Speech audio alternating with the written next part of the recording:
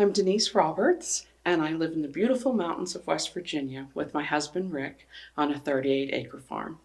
I'm a full-time studio artist, working 7 days a week, rarely taking time off. In the summer months, I move to my wet studio, which is my backyard, where I line up my wringer washing machines and I hand dye all the fabrics that I use in my compositions.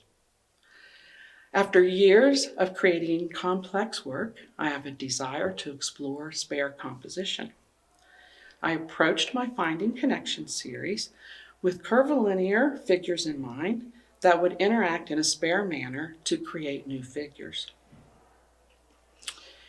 With that in mind, I wanted to not have the quilting interfere with the composition, so I machine quilt all of my work with the same color thread as the fabric.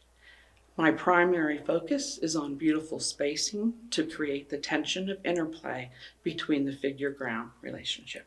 I was started as a traditional quilter. I've quilted now for almost 35 years.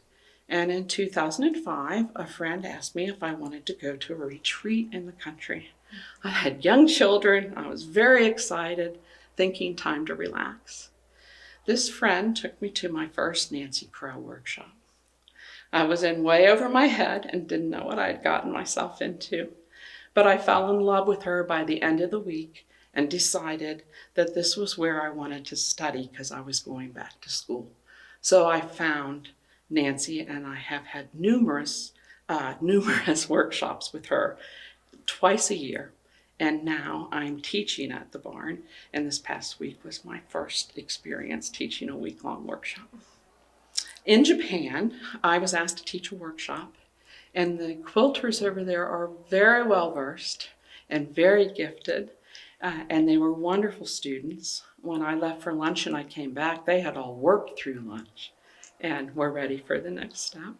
In addition, I was asked to be a juror for their International Quilt Nihon exhibition, and we did the preliminary judging at home where we viewed hundreds and hundreds and hundreds of photos, and we gave them a point. It was all on a point system. Those points were then tallied by the people at the Quilt Nihon company, and they have all the quilts that make it in shipped to them so that when I went to Japan, myself and 4 other judges awarded prizes by viewing the actual work. It was like our very own exhibition, and the experience there was priceless. And we worked all day from 10 o'clock in the morning till 7 o'clock at night and finished the evening in one of the high-rise buildings and had a traditional 7-course Japanese meal. Since my work is spare, it's important for me for it to be the most forefront thing when you're viewing it. So when I was thinking about what I would quilt this series with, I wanted to quilt whatever area I'm in with the same color thread. So the thread isn't competing or distracting. And I think that it helps draw a viewer in because you can sort of see the texture from away and you want to come in and see what's going on. And that is the one area where I am still complex, compulsive, obsessive, and all of them from Finding Connections #1 to my current piece, Finding Connections #24, are all quilted with consecutive circles.